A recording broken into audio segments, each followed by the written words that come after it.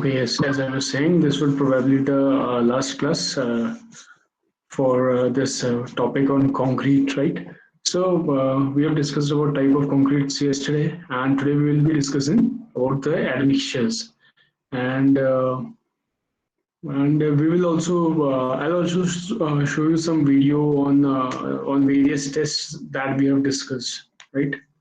So without further ado, we shall now continue with the lecture, and I'll just share my presentation with you all.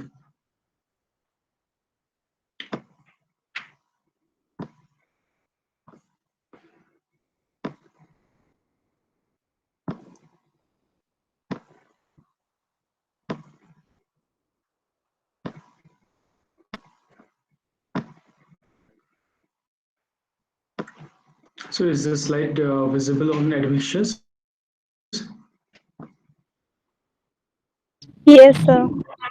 Okay, thank you.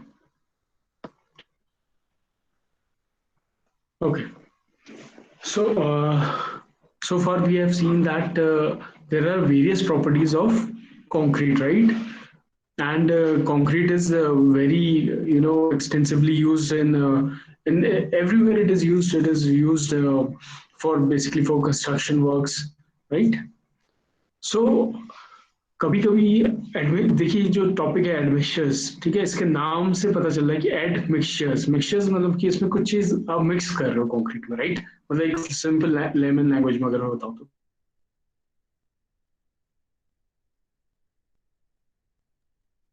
Properties हम change कर सके और किसको अपने according उसको change कर सके, राइट? सो लेट अस सी क्या है इस पे। Admixtures or additives, see additives which are added to concrete mix at the mixing stage, during the mixing stage इसको आप लोग ऐड करते हो to modify the properties as I said of fresh and hardened concrete, ठीक है? तो property change करने के लिए, कंक्रीट की प्रॉपर्टी चेंज करने के लिए, ठीक है, एडमिक्सचर्स हम लोग ऐड करते हैं। So it is either chemical, it can be liquid, और इट इज आइदर मिनरल, मतलब कि फाइन ग्रेनुलर टाइप हो सकते हैं, ठीक है? एडमिक्सचर्स किसी भी टाइप का आपको मिल सकते हैं। बेसिकली एडमिक्सचर्स आप लोगों को मार्केट में अवेलेबल होते हैं, कई सारी कंपनीज होती हैं जो आपको एडमिक्सचर्स प्रोवाइड करती हैं, ठीक है? तो however admixtures should never be regarded as a substitute for a good mixed design। तो जनरली बोला जाता है कि एडमिक्सचर्स को कभी भी आपको एज ए सब्स्टिट्यूट ऐड नहीं करना चाहिए। It is not recommended, but but sometimes the conditions are like that we have to use admixtures, right? And it is pretty well इसका काफी ज्यादा यूज भी किया जा रहा है और काफी अच्छी इससे रिजल्ट्स भी मिल रहे हैं एडमिक्सचर्स के, ठीक है? तो admixtures by user, so the uses of admixtures include, अब ये एडमिक्सचर्स क्या क्या कर सकते हैं? It can increase workability, right? Workability we have defined earlier. What was workability? The ease with which a concrete can be used, है ना? कितने अच्छे से आराम से आप उसके संग यूज कर सकते हो कंक्रीट को, उसको बोलते हैं वर्केबिलिटी। सो एडमिक्सचर्स क्या कर सकते हैं? It can increase the workability without changing water cement ratio, ठीक है? वाटर सीमेंट रेशियो हम लोगों ने डिस्कस किया था 0.4 के अराउंड, हम लोग 40% के अराउंड रख रहे थे, राइट? है ना? तो उसको बिना चेंज किए भी ये वर्केबिलिटी को इंक्रीज कर सकता है एडमिक्सचर्स, ठीक है? या फिर ये वाटर सीमेंट रेशियो को डिक्रीज कर सकता है विदाउट चेंजिंग वर्केबिलिटी। तो ये देखिए इसका कितना मतलब यूज किस तरीके का है इसका। इट कैन डिक्रीज डेंसिटी को रिड्यूस कर सकता है, सेग्रीगेशन को रिड्यूस कर सकता है, ब्लीडिंग को रिड्यूस कर सकता है, ठीक है? these terms you are familiar with these terms, right? Segregation, bleeding and all. Improve the pumpability, accelerate initial setting time, को accelerate कर सकता है, increase strength and rate of gain of strength, मतलब कितनी जल्दी स्ट्रेंथ आएगी, कितनी जल्दी आपको सेटिंग होनी है कंक्रीट की, ये सब कुछ एडमिक्सचर कर सकते हैं। लेकिन ये सिर्फ एक टाइप का एडमिक्सचर नहीं कर सकता, राइट? इसके लिए डिफरेंट टाइप्स ऑफ एडमिक्सचर्स आपको यूज करने पड़ेंगे। हर एक प्रॉपर्टी अलग, हर एक एडमिक्सचर की अलग अलग प्रॉपर्टी होती है। So let's go there and see कि क्या क्या प्रॉपर्टीज होती हैं इसकी। सो इसमें नेक्स्ट है क्लासिफिकेशन ऑफ एडमिक्सचर्स। तो क्या क्लासिफिकेशन है? classification of admixtures. Admixtures are normally categorized according to their effect produced on concrete. कैसा उसका इफेक्ट कंक्रीट में पड़ रहा है उस तरीके से उसको कैटेगराइज किया गया है, ठीक है। जैसे कि फर्स्ट है प्लास्टिसाइजर, सेकंड है सुपर प्लास्टिसाइजर, ठीक है। प्लास्टिसाइजर क्या करते हैं, वाटर को रिड्यूस करने वाले एजेंट्स होते हैं। सुपर प्लास्टिसाइजर भी वही काम करते हैं बट ये ज्यादा, इनकी रेंज ज्यादा होती है, ठीक है। फिर उसके बाद आते हैं एयर एंट्रेंस, ये स्पेलिंग थोड़ी गलत है, एंट्रेंस है, ठीक है। एंड एक्सेलरेटर्स उसी तरीके से कुछ होते हैं रिटार्डर्स, ठीक है। इनको एक एक करके अब हम डिस्कस करेंगे कि इनकी क्या प्रॉपर्टी होती है और कैसे यूज में लाए जाते हैं, ठीक है, क्या इनका यूज होता है।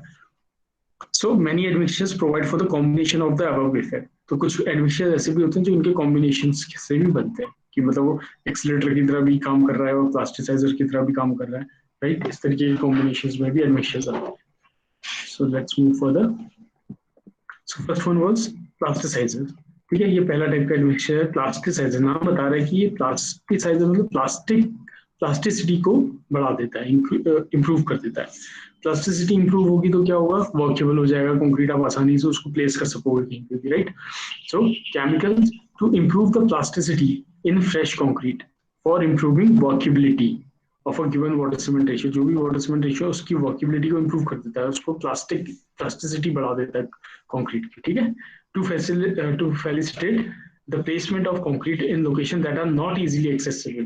देखिए कितना इंपॉर्टेंट पॉइंट है, जो जिस जगह पे आप एक्सेसिबल नहीं है, जहाँ पर कंक्रीट आप नहीं प्लेस कर सकते, उसकी प्लास्टिसिटी बढ़ा के आप उसको प्लास्टिसाइजर्स को ऐड करके एज एडमिक्सचर उसको यूज कर सकते हो, ठीक है। और these are mainly for achieving higher strength also by reducing water cement ratio. तो इससे क्या होता है, हायर स्ट्रेंथ भी मिलती है आपके कंक्रीट को प्लास्टिसाइजर्स यूज करने से, ठीक है। So this was your first type of admixture. So इसके कौन कौन से एग्जाम्पल आते हैं जो आप लोगों को अवेलेबल होते हैं plasticizers, lignosulfonic acid and their salts, ठीक है। कैल्शियम एंड अमोनियम सॉल्ट्स वगैरह ये इससे बनता है प्लास्टिसाइजर। उसी तरीके से hydroxylated carboxylic acid and their salts, इनका यूज करके प्लास्टिसाइजर को बनाया जाता है, ठीक है।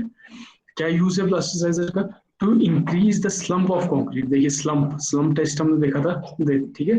स्लम्प हमने क्या देखा था कि ऊपर से जितनी भी डिस्टेंस होती है स्लम्प टेस्ट में, उसको स्लम्प बोलते हैं। जितना वो नीचे कंक्रीट नीचे को गिरता है, ठीक है, उसको बोलते हैं स्लम्प।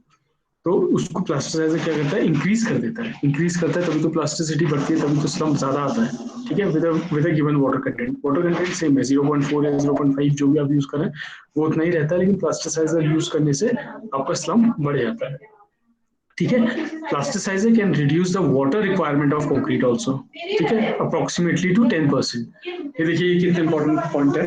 तो ये क्या करता है, वाटर रिक्वायरमेंट को भी आपकी कम कर देता है और प्लास्टिसिटी उसकी बढ़ा दे रहा है, बिना पानी को ऐड किए प्लास्टिसिटी बढ़ा रहा है, अप्रोक्सीमेटली 10% तक का ये बढ़ा रहा है, ठीक है। So next is super plasticisers.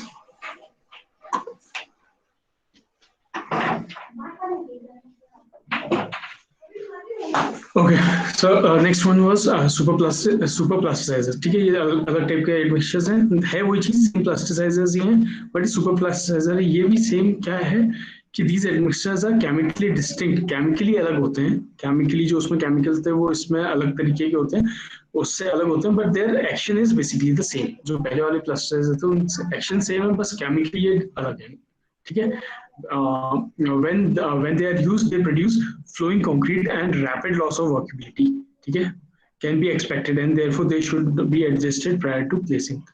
तो they should just be added prior to placing. इनको प्लेसिंग से जस्ट पहले डालना जरूरी होता है बिकॉज इसमें रैपिड लॉस ऑफ वर्केबिलिटी हो सकता है, ठीक है। ये एक रीजन है इसका कि सुपर प्लास्टिसाइजर आप जस्ट प्लेसिंग, जब कंक्रीट प्लेस करना उससे जस्ट पहले ही आप ऐड करते हो कंक्रीट के मिक्स में।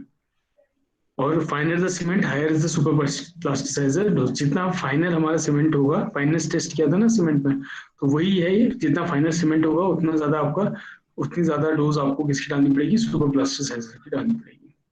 इसके एग्जांपल देखिए, सल्फोनेटेड मेलेमाइन, ठीक है, ये भी फॉर्मेल्डिहाइड कंडेंसेट्स होते हैं। उसी तरीके से नैप्थलीन सल्फोनेट होते हैं, ये भी सेम वही formaldehyde condensates. Modified lignosulfonate MLS, modified lignosulfonate, and mixture of stretcher and acid amines। तो ये सारे के सारे देखिए केमिकली अलग है, सारे के सारे इसकी कंपोजिशन अलग है, बट काम वही है जो प्लास्टिसाइजर का होता है. It is capable of reducing water requirement by 20 to 40%. देखिए सुपर प्लास्टिसाइजर वाटर रिक्वायरमेंट की आपकी कितनी कम कर दे रहा है, 20 to 40% आपका वाटर रिक्वायरमेंट को डिक्रीज कर दे रहा है. और प्लास्टिसाइजर जो थे सिंपल, वो 10% तक का रिक्वायरमेंट को कम कर दे रहे थे वाटर की. ठीक है, तो ये तो हुई बात प्लास्टिसाइजर्स की. अब अलग तरीके के एडमिक्सचर्स देखते हैं विच आर एयर एंट्रेनर्स. ठीक है, एयर एंट्रेनर्स, अब नाम से पता चला एयर है तो मतलब हम एयर को है, एंट्रेनर्स मतलब कि एयर को एंटर करवाना है. ठीक है, कंक्रीट में एयर को एंटर करवाना है, उसको वो इस टाइप के एडमिक्सचर्स होते हैं, एयर एंट्रेनर्स एडमिक्सचर्स बोलते हैं इनको.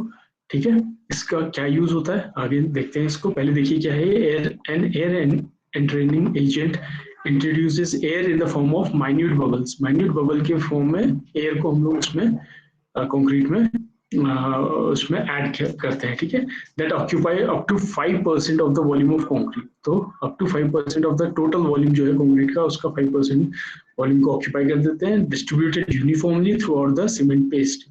जो भी हमारा सीमेंट का पेस्ट है उसमें हम लोग इसको ऐड करके डाल देते हैं up to 5% volume of the concrete. ठीक है, तो इससे क्या होता है, जो ये माइन्यूट बबल्स आप इसमें ऐड करते हो, उससे क्या होता है, पहले ये देख लीजिए एग्जाम्पल क्या क्या है इसके, कब कैसे हो सकते हैं. Salt of wood resin, air entrainers किससे होते हैं, it include salt of wood resin, animal और वेजिटेबल फैट्स एंड ऑयल्स. ठीक है, एंड सल्फोनेटेड हाइड्रोकार्बन्स. तो ये सारी की सारी चीजें एयर एंट्रेंस की तरह काम करती हैं. Air entrainers however may reduce the strength of concrete. ये बहुत इंपॉर्टेंट पॉइंट है. It may reduce the strength of concrete and overdosing can cause major loss of strength. अगर overdosing करोगे तो major loss of strength होगा. क्यों? आपने we have already discussed the issues of the voids. अगर voids होंगे concrete में तो क्या क्या उसके फर्क पड़ सकता है, उसके स्ट्रेंथ में काफी लॉस आ सकता है. ठीक है, तो उस तरीके से अगर हमने एयर एंट्रेनर्स यूज किए हैं तो स्ट्रेंथ को कंसिडरेबली उसको कम कर सकता है. तो इसको भी आपको थोड़ा ध्यान में रखना पड़ेगा कि आपकी स्ट्रेंथ बहुत ज्यादा लॉस ना करेगी. ठीक है, तो ये डिसएडवांटेज भी है इसका. तो इसका यूज कहाँ है, जहां पर where improved resistance of harden concrete to damage from freezing and thawing is required. ठीक है, फ्रीजिंग एंड थॉइंग जहां पर कंडीशन है उस जगह में आपको एयर एंट्रेनर्स डालने पड़ते हैं. ठीक है, एज एडमिक्सचर उसको यूज करना पड़ता है. फॉर इम्प्रूव्ड वर्केबिलिटी, ये वर्केबिलिटी भी इंक्रीज करता है स्पेशली इन हार्श और लीन मिक्सेस. ठीक है, and it also reduces bleeding and segregation. Bleeding और सेग्रीगेशन को भी कम करता है air entrainers, specially when a mix lacks fine. अगर फाइन पार्टिकल्स कम है तो ये आपका उसमें भी हेल्प करेगा. ठीक है, to reduce the bleeding and segregation. तो ये भी एक तरीके का आपका एयर एंट्रेनर्स हैं जो कि आपके एडमिक्सचर्स की तरह काम करते हैं. Next was accelerators. देखिए वो उसके नाम से पता चल रहा है एक्सीलरेटर्स से. Just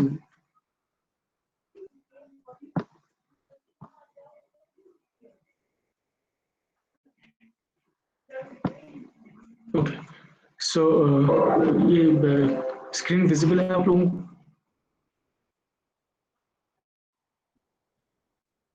Yes, sir. Okay. Actually, I just lost my screen here. तो एक्सीलरेटर्स, अब नाम से पता चल रहा है एक्सीलरेटर्स मतलब ये एक्सीलरेट करेंगे. अब किस चीज को एक्सीलरेट करेंगे? ठीक है, अब सबसे देखिए हम कंक्रीट की बात कर रहे हैं तो सबसे इंपॉर्टेंट फैक्टर हो जाता है भाई कि हम लोगों को कहीं पर कंक्रीट जाके प्लेस करना है, और जिस जगह पे साइट पे हम लोगों को प्लेस करना है उस जगह तक पहुंचाने में क्या वो हार्ड हो जाएगा, क्या वो नहीं हार्ड रहेगा, वो सेट कितनी जल्दी हो जाएगा, उसकी स्ट्रेंथ कितनी जल्दी गेन होगी, ये सारे फैक्टर्स बहुत ज्यादा इंपॉर्टेंट हो जाते हैं. ठीक है, तो एक्सीलरेटर क्या करता है, जैसे इसका नाम बता रहा है एक्सीलरेट करेगा. ठीक है, this type of admixtures notably calcium chloride, ये जो होते हैं basic speed up the chemical reaction between cement and water. Chemical reaction किसके बीच में, सीमेंट और वाटर के बीच में इंक्रीज कर देते हैं, thus accelerating the setting time और early gain of strength of concrete. ठीक है, तो ये क्या एक्सेलरेट करते हैं, सेटिंग टाइम को. सेटिंग टाइम को एक्सेलरेट करने का मतलब कि मान लीजिए अगर 30 मिनट में कोई कंक्रीट सेट हो रहा है तो इसको 20 मिनट में सेट कर देंगे, है ना, या 15 मिनट में सेट कर देंगे, हाफ टाइम में सेट कर देंगे. तो एक्सेलरेट कर देते हैं सेटिंग टाइम को. ठीक है, तो इसका ये फायदा होता है इस टाइप के एडमिक्सचर्स का। और कभी आपको अगर अर्ली स्ट्रेंथ चाहिए होगी कंक्रीट की, कि कंक्रीट वैसे जनरली अपने 28 डेज में हम लोग कंक्रीट की स्ट्रेंथ को देखते हैं, ये मानते हैं कि हमारी 99%, 90 to 99% स्ट्रेंथ अचीव हो जाती है उसमें 28 डेज में। बट अगर आपको स्ट्रेंथ जल्दी चाहिए तो आप एक्सीलरेटर्स का यूज कर सकते हो। एक्सीलरेटर एज अ एडमिक्सचर, ठीक है। Accelerator calcium chloride can be used up to amounts of 2% by mass of cement. ठीक है, up to 2% of the mass of cement आप यूज कर सकते हो। If used in higher quantity, there is possibility of high shrinkage leading to cracks in the concrete. अगर इससे ज्यादा आप यूज करोगे, ज्यादा क्वांटिटी में आप ये एक्सीलरेटर्स को यूज करोगे, तो हो सकता है कि आपकी उसमें श्रिंकेज होने लगे और आपके कंक्रीट में क्रैक्स भी आने लग सकते हैं। ठीक है, तो हायर क्वांटिटीज में आप इसको नहीं यूज कर सकते। तो मतलब आप ये चीज देखिए कि सारे एडमिनिस्ट्रेशन जो है बहुत ही स्किल्ड, आपका स्किल पे बहुत बेस्ड करता है ना। आपको स्किल लेबर की जरूरत पड़ेगी इसको यूज करने के लिए। आप ऐसा नहीं कि अपनी मर्जी से कितना भी ऐड कर लेंगे, है ना। तो आपको पता होना चाहिए कि किस जगह में कितनी क्वांटिटी में यूज होना है और किस तरीके का इसका यूज है। ठीक है, तो ये बहुत ही स्किल्ड वर्क टाइप है एडमिक्सचर को ऐड करना उसमें सीमेंट कंक्रीट में। ठीक है, इसका यूज क्या है accelerator, where rapid setting and high early strengths are required. ठीक है, जहाँ पर बहुत, ये हमने पहले भी डिस्कस कर लिया है, रैपिड सेटिंग चाहिए और हाई अर्ली स्ट्रेंथ चाहिए। Where fast removal of form work is required. Form work आप लोगों को पता है, ठीक है, जिसमें जिसमें आपको कंक्रीट को सेट करने के लिए रखा जाता है, वो आपका फॉर्म वर्क है। उसको अगर आपको जल्दी हटाना है तो भी आप एक्सीलरेटर्स का यूज कर सकते हो। ठीक है, इसकी लिमिटेशन क्या है, जो भी क्लोराइड बेस्ड एक्सीलरेटर होते हैं, जैसे कैल्शियम क्लोराइड बेस्ड है, कैल्शियम क्लोराइड CaCl2, है ना, ये क्या करते हैं, बेसिकली क्रोजन कर देते हैं स्टील पे। And it should not be used in RCC work. RCC क्या है, रेनफोर्स सीमेंट कंक्रीट का हमने डिस्कस किया था। मतलब रेनफोर्स मतलब उसमें स्टील भी है और कंक्रीट भी है। ठीक है, reinforce cement concrete, reinforce cement का कंक्रीट है, तो इसमें करोजन होने के चांसेस भी हो जाते हैं क्लोराइड से। तो इसकी ये लिमिटेशन है कि आपको ऐसी जगह पे नहीं यूज करनी चाहिए बेसिकली जहाँ पर RCC वर्क हो रहे हैं, क्योंकि करोजन कर सकते हैं। ठीक है, लास्ट वन वाज योर रिटार्डर्स। ठीक है, रिटार्डर्स नाम बता रहे हैं, रिटार्ड कर देंगे, मतलब कि जस्ट अपोजिट है एक्सीलरेटर्स का। तो ये क्या करते हैं, वो तो स्पीड अप कर देते थे, मतलब सेटिंग जल्दी कर देते थे, ये क्या करेंगे, स्लो करेंगे। एडमिक्सचर्स स्लो और prolong the chemical reaction of the cement and the water leading to longer setting times. मतलब सेटिंग टाइम बढ़ा देता है, जैसे 30 मिनट में मैंने आपको एग्जांपल दिया था, अब ये क्या करेगा, आपको 40 मिनट में या 50 मिनट में सेट करेगा। तो आपको ज्यादा टाइम मिल जाएगा, 1 घंटे में सेट करेगा, आपको ज्यादा टाइम मिल जाएगा किस चीज के लिए, कंक्रीट को सेट होने के लिए और उसको कहीं पर ले जाने के लिए। ठीक है, and slower initial strength gain, मतलब इनिशियल जो स्ट्रेंथ है वो भी आपके आराम से स्ट्रेंथ आपको मिलेंगे बाद में। ठीक है, the most common retarders are hydroxylated carboxylic acid, ठीक है, lignins and sugar and some phosphates. ये सारी चीजें क्या है, रिटार्डर्स की तरह काम करती है। ये आपका रिटार्डर एज एन एडमिक्सचर की तरह काम में आती है। इसका यूज क्या है, रिटार्डर है तो when placing concrete in hot weather, जब हॉट वेदर में मतलब वाटर बहुत जल्दी इवेपोरेट हो जाएगा, राइट, तो आपको क्या करना है, आपको रिटार्डर्स डालने ताकि वो बहुत जल्दी सेट ना हो, आपका पानी जो है बहुत जल्दी इवेपोरेट ना हो, वो जल्दी सेट ना हो, तो आप उस जगह पे यूज कर सकते हो। और where the concrete has to be transported for a long time. ठीक है, जैसा RMC वाला है, आपको रेडी मिक्स में तो आपको वहीं पर ही सेट होकर मिल जाता है। बट अगर आपको कहीं से ऑलरेडी कंक्रीट का मिक्स बना के कहीं और पे ले जाना हो, ठीक है, तो क्या होगा, साइड पे ले जाना होगा, तो आपको थोड़ा ज्यादा टाइम चाहिएगा कि कंक्रीट सेट ना हो, तो आप उसमें रिटार्डर्स को ऐड कर सकते हो एज एडमिक्सचर्स। ठीक है, इसकी लिमिटेशन क्या है, retarders often increase plastic shrinkage and plastic settlement cracking.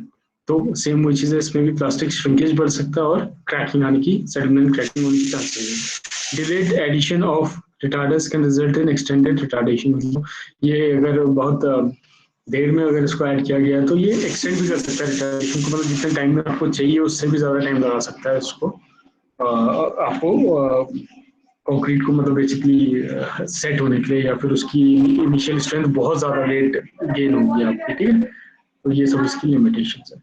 तो ये बेसिकली हमने 4 या 5 टाइप के एडमिक्सचर्स देखे। ठीक है, तो हमारा जो कोर्स कंटेंट है अभी इस यूनिट का वो यही है फिलहाल। ठीक है, तो आई गेस आप लोगों को समझ में आ गया होगा, आइडिया लग गया होगा। ठीक है, और थोड़ा बहुत आप लोगों को मैं, जैसे मैंने कल बताया था, वो ई बुक में आप लोगों को दे दूंगा, एंड मैं ये स्लाइड भी आप लोगों को शेयर करूंगा, है ना, जिसको अगर देखना हो तो they can again watch this. Even video में आप लोगों को शेयर करता हूँ तो आप उससे भी देख सकते हैं, ठीक है।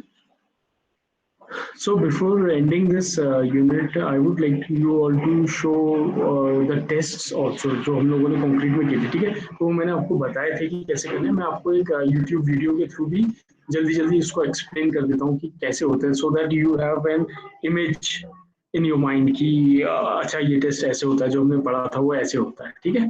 So let me just close this screen, मैं दूसरी स्क्रीन आपके साथ शेयर करता हूँ।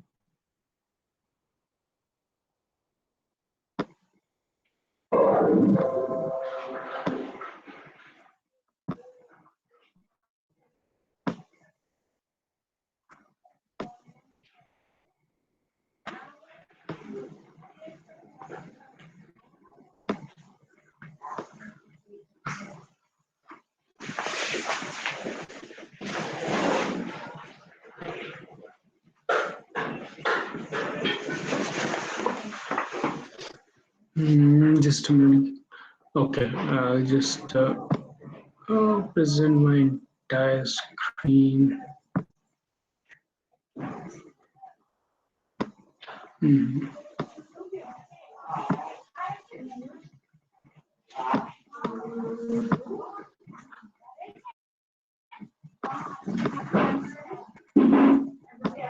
Okay, so is this one is visible to you? This YouTube screen is visible? Yes, sir. दिख रहा है ना, विजिबल है ना आप लोगों को? Yes, sir. Yes, sir. So first we are discussing the slump test, ठीक है, जो वर्किबिलिटी के लिए हमने किया था, the slump cone test, right. Workability को टेस्ट करने के लिए कंक्रीट की हम लोगों ने स्लम्प कोन टेस्ट किया था, राइट। अब इसको एक बार देख लेते हैं क्या क्या इसमें बताया गया, कैसे ये टेस्ट किया जाता है।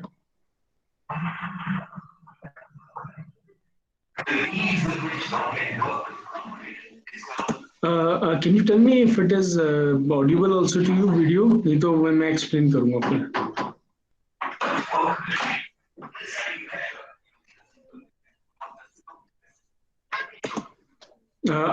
इसके वीडियो की आवाज आ रही है आप लोगों को? No, sir. नहीं आ रही है ना? चलिए चलिए मैं इसको एक्सप्लेन कर देता हूँ। मैं इसको एक्सप्लेन कर देता हूँ आप लोगों को। Just minute. Okay, so basically slump test क्या था, हम लोग workability of the concrete check करते हैं स्लम कोन टेस्ट से। और वर्किबिलिटी क्या था, ease with which one uses, कितने इजीली हम लोग उसको कंक्रीट को यूज कर सकते हैं, ठीक है।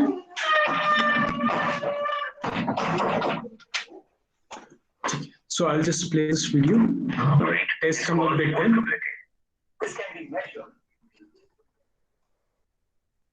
So स्लम टेस्ट हम लोग इसमें भी देखेंगे कि कैसे किया जाता है, ठीक है। ठीक है, ये स्लम कोन है जो मैंने आपको डायमेंशन इसके बताए थे, 200 100 एम, इसकी जो हाइट होती है वो 300 mm होती है, ठीक है। ये स्लम कोन है, इसको आप लोग स्लम कोन टेस्ट इसी कोन में किया जाता है, ठीक है। ठीक है, तो जैसे मैंने आप लोगों को बताया था कि ये स्लम कोन टेस्ट है, एक्सटेंसिवली कहाँ पे यूज होता है, साइट वगैरह पे हम लोग इसको इस टेस्ट को परफॉर्म करते हैं। तो देखते हैं कि कैसे इसका टेस्ट किया जाता है। So this is your concrete mix, concrete का मिक्स बनाया जाता है, ठीक है। इसका टेस्ट करना है, जिसकी आपको वर्किबिलिटी निकालनी है। So this is your mixture, इसमें आपका कंक्रीट का मिक्स बन रहा है, ठीक है। कंक्रीट मतलब बेसिकली इसमें हम लोगों ने क्या क्या ऐड कर दिया है, सीमेंट, सैंड एंड एग्रीगेट, ठीक है। तो ये आपको दिख भी रहा है, सैंड है वगैरह है, इसमें एग्रीगेट्स हैं, ठीक है। और वाटर को ऐड करके इसको बनाया जाता है कंक्रीट को, इसको प्रिपेयर किया जाता है। और जो भी ये कंक्रीट का आपको मिक्स मिल रहा है ना, इसकी वर्किबिलिटी आपको चेक करनी है, तो स्लम कोन टेस्ट हम लोग करेंगे।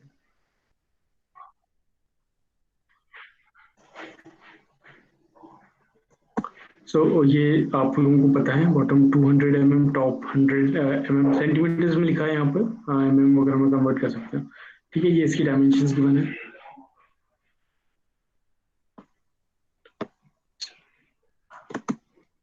So you will use a tamping rod, इसमें आप कंक्रीट की फर्स्ट लेयर डालोगे, टैंपिंग रॉड से आप यूज करोगे जिसकी डायमीटर है 16 mm की डाया होती है, और 60 सेंटीमीटर की हाइट से आप इसको टैंपिंग देते हो, ठीक है। तो इस तरीके से आपको टैंपिंग देनी है, 25 टाइम्स आपको देनी है।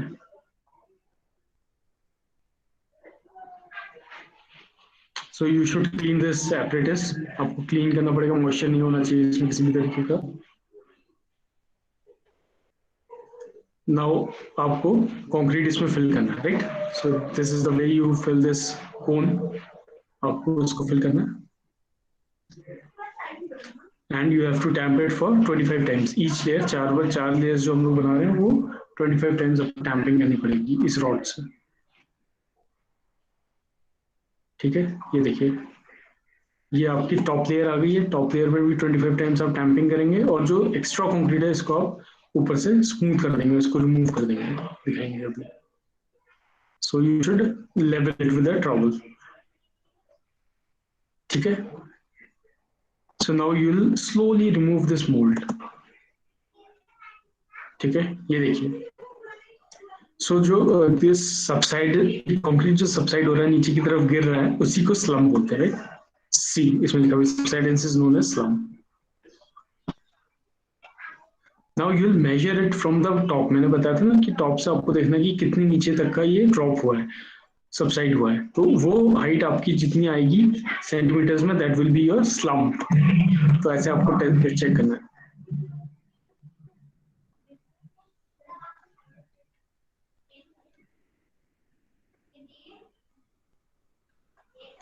So what ever is the difference, इस साइड से लेके साइड का जो भी डिफरेंस आएगा वो क्या होगा, आपका स्लम कहलाएगा, ठीक है। इसको मेजर करेंगे, तो इस तरीके से टेस्ट किया जाता है इसका।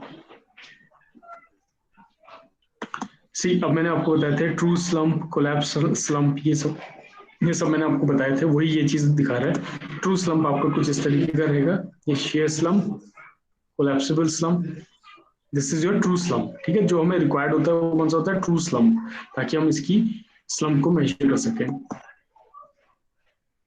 So it is the most required one, ठीक है। अगर ये इंक्लाइन तरीके में गिरता है कंक्रीट, तो इसको क्या बोलेंगे हम लोग, शेयर स्लम्प हम लोग बोलते हैं। कोलैप्सिबल कैसा होगा, इस तरीके का है, कोलैप्स में खोलते ही ये सारा का सारा गिर जाएगा। ये क्यों हो रहा है, it is because of the more weight concrete, ज्यादा इसमें वेटनेस है, इस वजह से कोलैप्स हो रहा है, ठीक है। ये कोलैप्सिबल टाइप का एग्जांपल है। See this is your share one, ये शेयर हो रहा है इंक्लाइन तरीके से, और कोलैप्सिबल में पूरा कोलैप्स हो जा रहा है, ठीक है। So these two types are not required, I mean ये रिकमेंडेड नहीं होते कि इस तरीके के स्लम्प हो, अगर इस तरीके के स्लम्प आ रहा है तो it is not recommended, only true slump is recommended, ठीक है। जो ट्रू स्लम्प आएगा तो ही आप इस स्लम्प टेस्ट को कर सकते हो।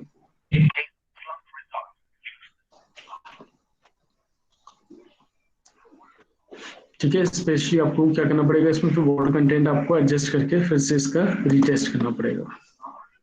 सो दिस इज नॉट एक्सेप्टेबल। अब देख लीजिए क्या क्या चीज है इसमें, test for workability of slump cone, it is advisable to assess the workability of concrete mix using a slump cone. ये आपको पता है, स्लम कोन टेस्ट करके आप वर्केबिलिटी निकालते हैं। Next, ensure that the cone is filled in a proper manner as indicated। कोन को आपको प्रॉपर तरीके से वही टैंपिंग वगैरह करके लेयर वाइज भरना है, उसको ऊपर से उसको प्रॉपर बनाना है, ठीक है। उसको प्लेन करना है उसको।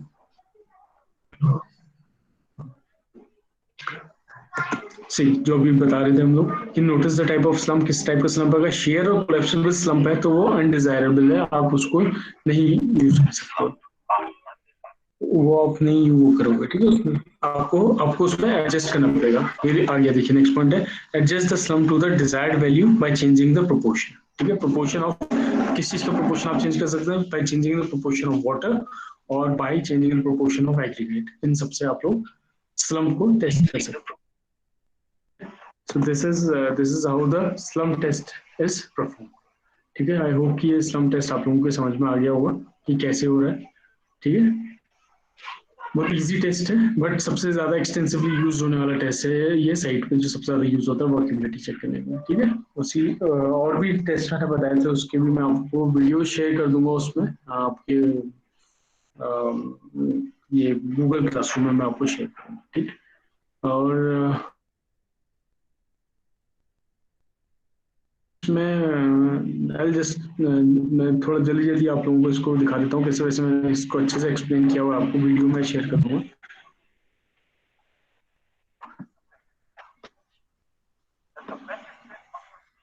ठीक है, अब बताइए, जैसे कंप्रेसिव स्ट्रेंथ है ना कंक्रीट की, तो हम लोग वेरियस, मैंने बताया था आपको, हम लोग 3 क्यूब बनाते हैं जो कि कितने होते हैं 150 mm के रहते हैं, 150 बाई 150 बाई 150 mm का क्यूब रहता है, और सिलेंडर जो होता है वो 150 बाई 300 mm का सिलेंडर रहता है। आप दोनों तरीके से इसको कर सकते हो, इस टेस्ट को देखा।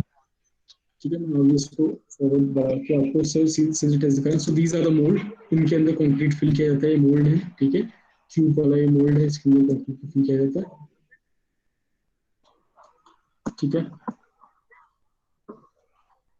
तो this is your compression testing machine, जिसके बीच में आप मोल्ड को सेट होने के बाद रखोगे, जिसमें आप कंप्रेशन टेस्ट करोगे बेसिकली किसका, कंक्रीट क्यूब्स का। ठीक है, उससे आपकी कंप्रेसिव स्ट्रेंथ निकलती है। तो ये आपका सेटअप दिखा रहे हैं, ये आपका मिक्स बना के दिखा रहे हैं प्रोपोर्शन में, जितने वेट के हिसाब से बना रहे हैं। जैसे मान लीजिए M20 कंक्रीट बना रहे हैं आपको, तो 1:1:5:3 का आपको रेशियो रखना पड़ता है। मतलब 1 आपका क्या रहता है सीमेंट, 1:5 1.5 आपका रहता है सैंड, और 3 रहता है आपका एग्रीगेट। तो इस तरीके का अगर आपको मिक्स बनाना है तो आप इतने ही प्रोपोर्शन में बाई वेट इसको ऐड करोगे। ठीक है, ऐसे प्रोपोर्शन से आप मिक्स बनाओगे। ये देखिए मिक्स ये बना रहे हैं, वाटर ऐड किया है, जितना वाटर सीमेंट रेशियो है उसके हिसाब से वाटर ऐड किया है इसमें। जनरली 40 0.4 to 0.5 हम लोग यूज करते हैं, 40 to 50% हम लोग यूज करते हैं। ठीक है, ये मिक्स बनाया जा रहा है, इसको थॉरोली अच्छे से मिक्स किया जाता है। देखिए ये आपका मिक्स बन गया है अभी। ठीक है, मिक्स बन गया है, इसको हम मोल्ड में डालेंगे। सो मोल्ड फिल किए जाते हैं इस तरीके से। इसमें भी आपको देखिए लेयर वाइज फिल करना है और टैंपिंग करनी है टैंपिंग रॉड से। ठीक है, सेम वही प्रोसीजर है। ये देखिए आपको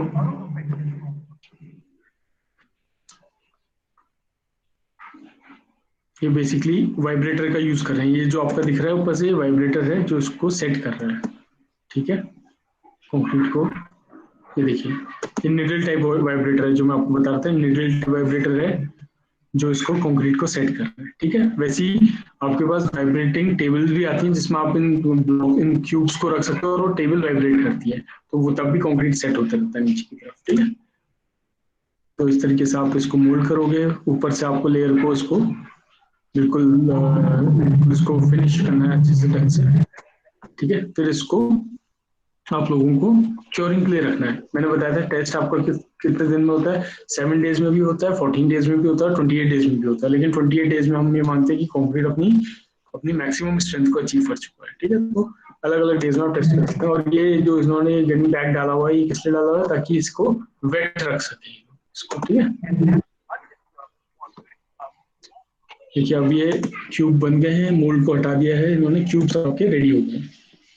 ठीक है, अब इन क्यूब्स को ये क्या करेंगे, इसमें क्योरिंग के लिए एट रूम टेम्परेचर वाटर में हम लोग इसको रख देते हैं उतने डेज के लिए क्योरिंग के लिए। ये देखिए पानी में इन्होंने सबमर्ज करके रख दिया है। ठीक, इसको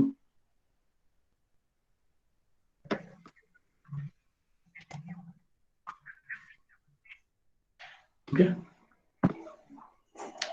अब जब टेस्टिंग से पहले आपको इन क्यूब्स को निकालना है, आप वो 7 डेज का टेस्ट कर रहे हो, आप कितने दिन का टेस्ट कर रहे हो उस पर डिपेंड करता है। सो क्यूब्स को आप निकालोगे। ठीक है, अब आप इनको कंप्रेशन टेस्टिंग मशीन में रखोगे। देखिए क्यूब को आपको कंप्रेशन टेस्टिंग मशीन में रखना है यहाँ पे। ठीक है, और लोड कहाँ से अप्लाई होता है, ये जो ऊपर से आपको ये प्लेट्स दिख रही हैं, ऊपर और नीचे से लोड इसमें अप्लाई होता है, कंप्रेशन टाइप का लोड दिया जाता है। ठीक है, ये पैनल है जहां से इसको कंप्रेशन दिया जाता है, इस पैनल के यूज करते हैं।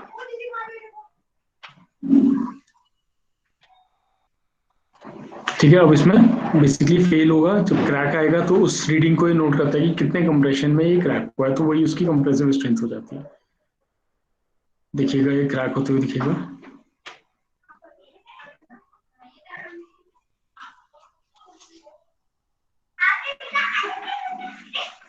तो कंप्रेसिव लोड क्या होगा, जिसमें मैक्सिमम में ये ब्रेक हो जाएगा, जिस लोड पे ब्रेक हो जाएगा that will be it's compressive load.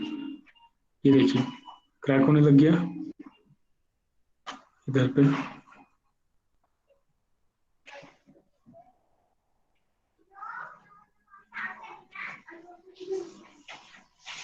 तो जैसे ये क्रैक हो जाता है, देखिए क्रैक हो गया, जैसे ही क्रैक हो जाता है तो उसके बाद इसकी रीडिंग रिड्यूस होने लग जाती है।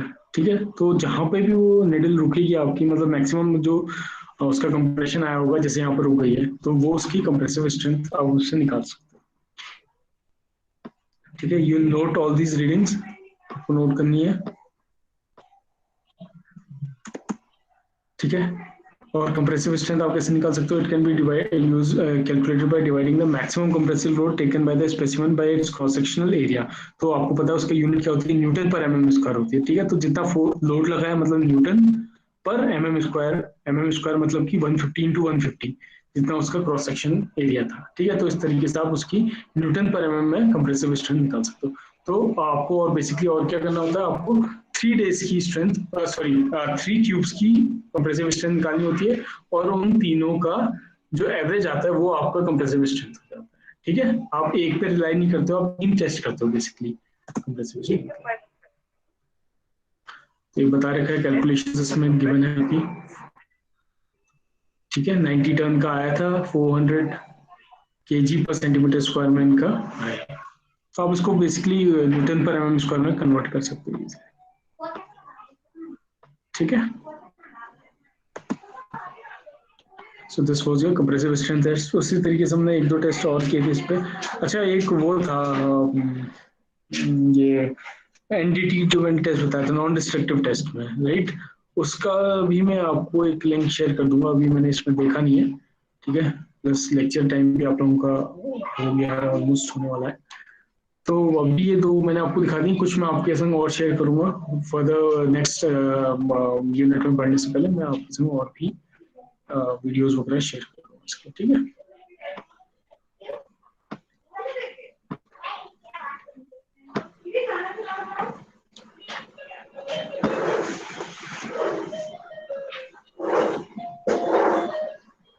okay, so I think that will be all for today. ठीक है, और किसी को कोई डाउट हो तो आप लोग मुझे व्हाट्सएप में सेंड कर सकते हैं, और ठीक है, इस तरीके से आप लोग मुझे बता दीजिएगा। नेक्स्ट यूनिट हम लोग स्टार्ट करने से पहले इसमें कुछ चीज़ें और कवर करेंगे, और मैं आपको जो ई बुक है वो भी आज मैं आप लोगों को गूगल क्लासरूम में शेयर करूँगा। ठीक है, so this will basically will call it like the end of the unit, और कुछ रह जाएगा इसमें तो मैं आपको और कवर कर दूंगा इसमें। ठीक है, so I think that will be all for today. So thank you for joining. Next class की timing I will tell you कब होगा। ठीक है, so thank you class. Thank you for joining. Thank you, sir. Thank you, sir. Thank you, sir. Thank you all.